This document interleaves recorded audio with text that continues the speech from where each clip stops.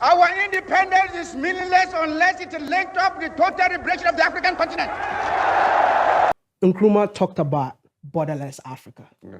I've been a victim. I just had a brawl at the Togo-Ghana border just because I refused to pay bribe. Yeah. I mean, as a young African trying to travel within Africa, it's extremely difficult to travel within Africa. I mean, you're once a president. You don't think Africa need a border? We should be a borderless continent, just like Europe. I had a visa for Germany. I was in Austria. I was in Netherlands. No one asked me anything. But on the continent of Africa, there's no free movement of people and goods. We prepared the protocol for visa-free travel in Africa. We're going to pass it in Kigali. At the last minute, there were objections from, I remember South Africa, but there were 2 or 3 countries that objected and said we should delay it until much later. Hello, lovely viewers, and welcome once again to Afrovision TV. And you know how we do it here. We talk about African sovereignty, unity, freedom, and African geopolitics and how it affects the people of Africa. And that is exactly what we do here. So if you are new to this channel, kindly subscribe, like, share, and click on the notification button so that when we post a new video, you will be among the first people to view it. How can Africa stand on its feet? How can Africa liberate itself from all these foreign and Western powers? How can Africa carry its destiny in its own hands? When will Africa become economically free? Now, today we're going to talk about Wode Maya's interview that he had with the then candidate John Dramani Mahama, who is now the current president of Ghana. Now, Wode Maya chanced him and he interviewed him and he spoke about a lot of things. First of all, Wode Maya spoke about Ghana and then he expanded it into Africa. And on Africa, he delved into the borderless Africa. Now, on Ghana, he asked candidate John Dramani Mahama on how he will manage the turnover of Ghana if he comes into office. And he answered him very well. He talked about changing governance. I mean, it has to change, and I think it should be done across Africa. We need change in governance. We need Afro-centered governance. And we don't need governments or presidents who only come for their parochial interests, who fight for their own families, who fight for their own lineage, and forget about the masses. John Dramani Mahama said Ghana needs change in governance, a review of the constitution, and then the fight against corruption, and then the freedom of speech, freedom of press, and all those things. You know, as for the press, I have issue with it. And that one, we will talk about it in another video, because now the media is losing its integrity. Now the media is the strongest political hand. Political powers now use the media to fight their opponents. So free media, I mean, is good, but to me, I have some reservations. Now let's delve into it and hear the answers Wode Maya got about the turnover of Ghana. Then after that, we'll talk about the Africa. The African aspect will blow your mind. Kindly follow this video to the end and you will get what I'm talking about.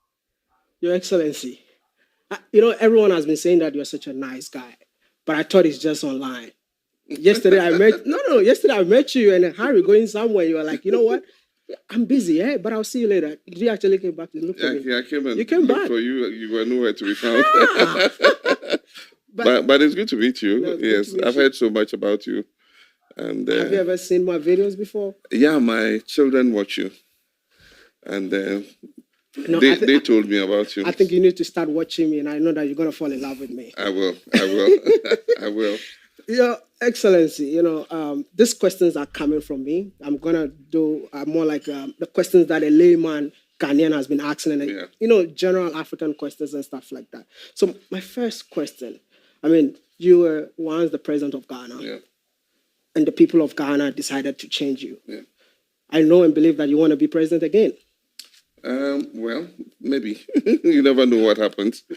What are you going to do differently this time? Yeah, I keep getting asked this question. We did a lot in my time. And at the time, our focus was on infrastructure, because we came and met a situation where our infrastructure was degraded. And so, of course, all the investments that we raised, we put into improving the roads, building interchanges, expanding the airports, new terminal buildings. We built a new harbor. We built new hospitals, new schools, and all that. I know that if we do come into office again in 2025, the fiscal space is going to be very narrow because of the economic crisis in which we are. And so I do think that the next phase we should be looking at, we're not going to have enough fiscal space for large infrastructural projects, but I think that what Ghanaians are looking for is a change in our governance system, a review of our constitution, a strong fight against corruption. I mean, those are the kinds of things young people are looking for. But at the same time, raising investments and putting them in areas where young people can get opportunity to develop their full potential. And so I think that is the agenda for a next NDC administration. It might be me, it might be one of, we're going to have primaries and people are going to contest. And so you cannot presume that I'm going to emerge as the presidential candidate. And I know since you're a nice guy, you're talking about corruption. Will it be possible for you, discipline people who are corrupt in your government? Yes. Because that's one thing that we've been fighting about. I know and believe that you heard about the problems of Africa when you were growing up. It's been there all the time. Everyone keep on saying the leaders, the leaders, the leaders. You don't think that narrative needs to change? It must change. This question, Wode Maya just asked him about corruption, about fighting corruption. It is a question that everyone is passionate about. And since his assumption into office, his government has cracked down on corruption that ensued in the previous government. And everyone praises him for that. Because, guy, corruption is too much. Corruption has eaten so deep into African politicians such that now, the shortest way for a young person to make money is to go into politics. The shortest way to make money is to go into politics. And it has eaten across every sector of governance. The executive, the legislature, the judiciary, even the press. I just spoke about the media. Now, I don't know about your country, but in my country, every political party have TV stations, radio stations, media bloggers, and it is just sickening. It is no longer Africa. It is no longer national interest. It is now political interest. This is what African politicians have descended themselves to. That is where African politics have gotten to. Someone gets into office and the government is doing the wrong thing. The party is doing the wrong thing and they are supporting because of what? Political interest. They have lost focus on the national interest. I praise John Dramani Mahama for that. First of all, he declared his assets upon assumption into office, and he asked all his ministers, deputy ministers, all his appointees, including CEOs, board directors, and all, everyone must declare their assets before they start work. And that is what happened. And he says they must declare their assets before they leave office again. Isn't it beautiful? Because now he has nothing to lose. This is his last term. And so the best thing he can do for himself is to raise the bar, to make sure that Africa gets what it deserves. Ghana gets what it deserves. Now let's go into it. I know and believe that you heard about the problems of Africa when you were growing up. It's been there all the time. Everyone keep on saying the leaders, the leaders, the leaders. You don't think that narrative needs to change? It must change. Today, we held a side event. I'm the chairman of the Tana Forum, which is the leading peace and security think tank in Africa. And we're talking with our European counterparts, and we're talking about investment in Africa, having more control of our natural resources, and issues like that, bilateral trade, the African Continental Free Trade Area. But I was honest to say that other issues that are within our own control to review are things like corruption, good governance, more democracy, free speech, protection of human rights. Those ones, you don't need any foreigners to come and do for you. You need to do those yourselves. So those are issues that we must resolve ourselves internally. And then based on that, we can go and sit on the table and tell others that this is what we want to see. Exactly. But definitely, you know the fundamental problem of our economy. Yes. We actually export more of our raw materials and importing finished goods. Little value addition. Your Excellency, you don't think this must change just to help the local entrepreneur? Even before you talk about value addition, There's the problem of our huge food import bill. When I was in office, we were importing about $500 million worth of rice a year, and we're producing some locally. Today, we're importing $950 million, almost $1 billion worth of rice. And that is only rice. You talk about tomato products, you talk about vegetable cooking oil, you talk about poultry products, you talk about fish and all that. There is the need to diversify our economy. You cannot do it overnight, but the process must start, that we're able to cut down our food import bill. If we're able to cut down our food import bill, we'll be saving Ghana $3 billion a year. That alone is enough to reinvest in the country and be able to add the kind of value that you are going to talk about. But how do you intend to achieve that? I think that farmers need support. We've approached it the wrong way. I realized some of the things that we ourselves did mistakes with. We imported tractors and agricultural equipment and we gave it to farmers. The farmer doesn't need a tractor, he doesn't need the agricultural equipment. He needs the services of a tractor. So somebody who knows how to maintain that tractor must have a service center where he provides the services to the farmer.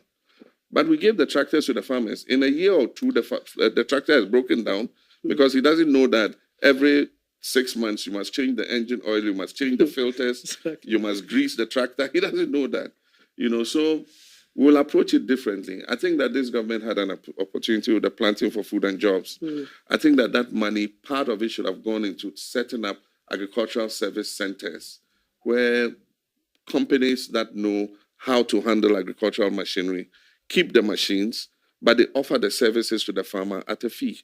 If the farmer is not able to pay, you can give him a credit line. When he harvests his crops and he sells his crops, he can come and pay what he owes. It will even help with agricultural credit. Because one of the things that I do on the continent is to travel different African countries, promoting young entrepreneurs. And one of the problems that everyone talks about is funding, especially in the agri sector. Yeah. I mean, the youth of Africa today cannot fund this kind of project. So I don't know if the government will come in terms of, if your government comes to power, you'll come in terms of providing funds for young farmers. I think that would be incredible, man. You see, the thing about agriculture and farming is you need the big entrepreneurs to go in, and then based on that, if they put in the processing and the nucleus farm, then you have outgrower farmers. And you can bring the youth in and scale them up as they make money. I mean, it's done in Kenya. It's done. You have the big tea plantations, but then you have the small tea farmers too. And the small tea farmers, when they grow, they sell to the big tea plantation who process the tea for export, and so everybody makes money. You cannot just take a small young entrepreneur and build him into a successful farmer overnight. He needs to be mentored by a bigger entrepreneur. And don't tell me we don't have entrepreneurs in Ghana. We have them. They're buying Ferrari cars. They're buying Bugattis. Instead of looking into agriculture. I mean, one of our MPs said, if you want to be a poor man, go into agriculture. He doesn't know. He should go to East Africa and see some of the richest people are farmers. And I'm sure that if our people just stopped trading, as soon as somebody gets money, all he wants to do is trade. Make up cancel. And then go to China, go to Dubai, go bring things, come and sell. And so when duties are high, we're crying, Guta is on strike, and so on and so forth. But I mean, if we're able to grow what we eat what we grow, I think that we would be successful as a nation. It's a process that must start. And I had hoped that this government would be able to start it. But unfortunately, the economic crisis in which they have landed the country, I wonder how we're going to be able to raise the capital. But these are the kinds of projects that African Development Bank is interested in. Yes, now, and this is the big thing. So now, Wode Maya asked John Dramani Mahama about the borderless Africa. And what he told Wode Maya, the answer he gave, will blow your mind. You will know that Africa is our own sickness. We are our own disease. I mean, we know this. We have always said this. I have mentioned it many times. All right. Wode Maya told him, talked about borderless Africa because last year, Wode Maya wanted to go to Togo. And when he got to the custom immigration checkpoint, They took his passport and they asked him to pay bribe. And I would like you to watch Wode Maya's channel. You will appreciate what he's going to talk about. He had to struggle. He struggled with them. He refused to pay the bribe. And he was not just alone. It was Africans in the diaspora who had come to visit Africa. And they were asked to pay bribe in these checkpoints. I mean, I have witnessed it before. I have witnessed it. You go to Togo, you go to Sankansi, you go to Yomburi, you go to Dapao, and you buy things when you are coming into Ghana. Even when you buy a t-shirt, shoe, you buy jeans, you'll be asked to produce duty for it. Otherwise, you will pay for it. That is how corruption have eaten into our security services. That is how corruption it is obvious everywhere. When they run the corruption posts across the African country, the security are always, especially the police, they are always, police and customs, they are always the most corrupt people. And then judges.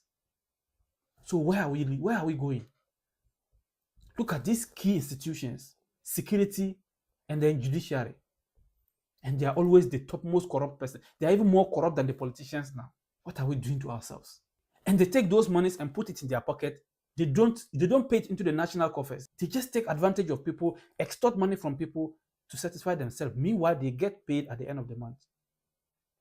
How are we going to grow as a people? Besides that, those borders, I said those borders need to be removed. They need to be removed because we didn't put the borders there. There was no difference between Ghana and Togo. There was no difference between Ghana and Burkina Faso or Ghana and Cote d'Ivoire. We were one people. The people who created the borders there, when you go to those countries, they don't have borders. They don't have borders. When you go to their countries, they don't have borders. But they have come to put borders in Africa. And they never, let no one lie to you, they don't want those borders to be removed. And that is what is stifling our leaders. Once they meet and they talk about borderless Africa, free intercontinental free trade area, and this and that, they come out and they receive phone calls to boycott that decision. So he said in AU, they had drawn the plan, they have put together everything, and at the stage of implementation of borderless Africa, South Africa and 2 other countries asked that they should delay it. Why should they delay? Why should you delay? And then they come, and when the media engage them, they talk about borderless Africa, this, intercontinental free trade, we are one people. Look at this. Hypocrisy. Hypocrisy is what is eating us. So when are we going to grow as a people? Why the delay? Why should they delay? Now, South Africa is one African country that most of us have lost hope in South Africa. Apart from people like Malema still live there. It is people like Malema and his followers who still give us the hope that one day South Africa will become Africa. But for now, if you tell me South Africa is part of Africa, I will not believe you. Because this is a country that is dominated by blacks. It is an African country, obviously. But then, the few white people who are there own over 70% of South African lands, agricultural lands. In the name of this land was bought by my grandfather bought this land. My grandfather owned this land. My father bought this land. And South Africans have no land to farm. They have no land to do business. They have nothing. And they have the audacity to even have a city within South Africa where no black man is allowed to go. No black man can school there. No black man can trade there. No black man can settle there. Nothing. Only white people.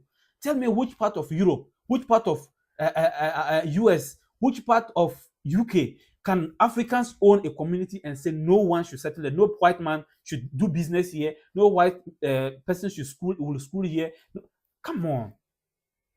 That I own my house, I own my community. You come, I give you a land to settle, and then you turn out to tell me that you see this part, you don't own it.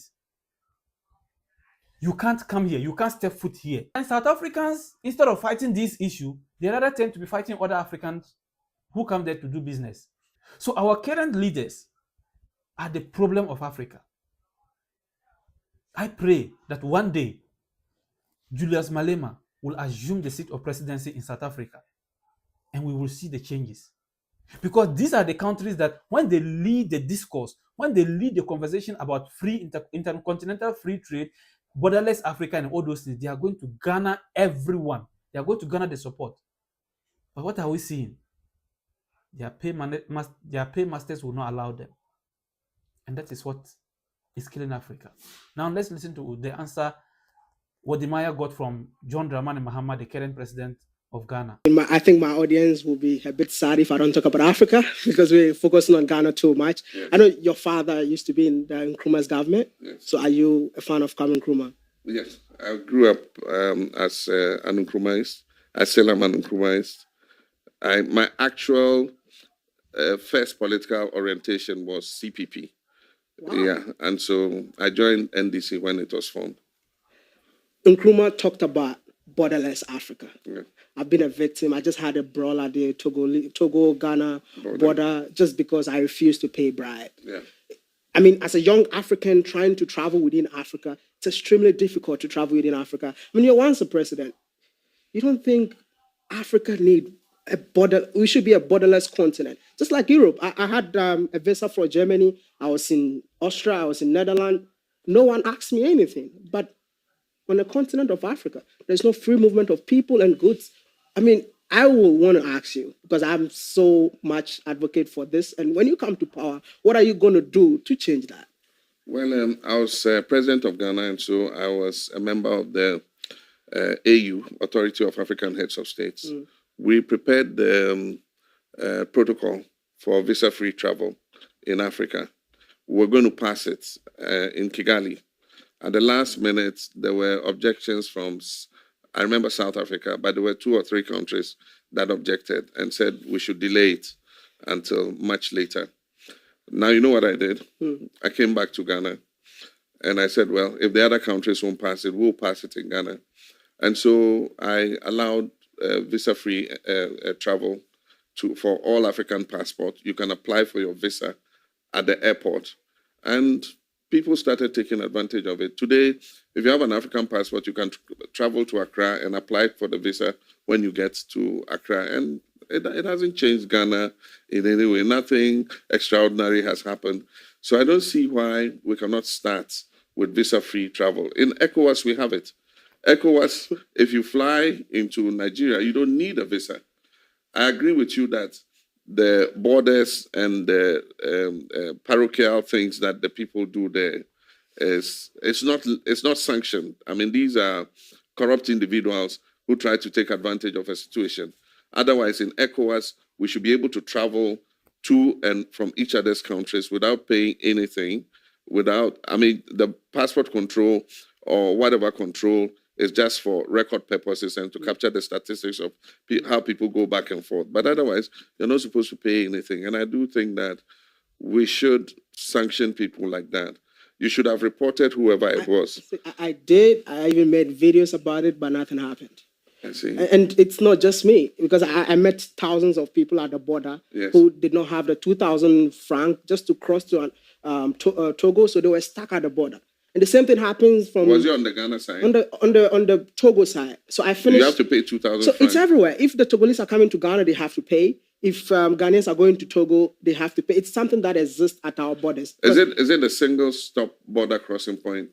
Because we built, before I left office, I know we built a border crossing point where both the Togolese and Ghanaian immigration and customs were supposed to do a one-stop check. It's not like that. You're talking of Aflao? Aflao, yeah. It's not like that. Aflao, you come to the Togolese side, then you cross over, come to the Ghanaian side. Exactly.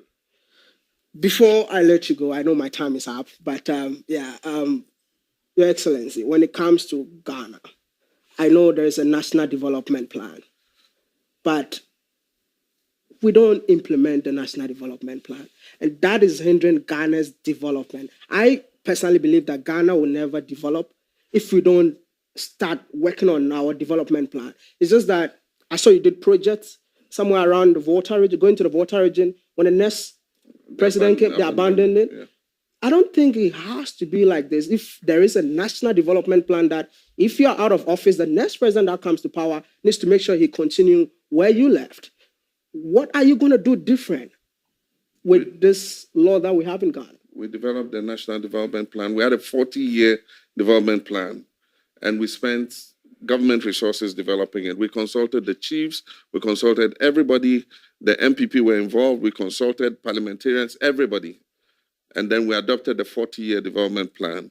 When the new government came, they threw it out and then replaced it with Ghana Beyond Aid.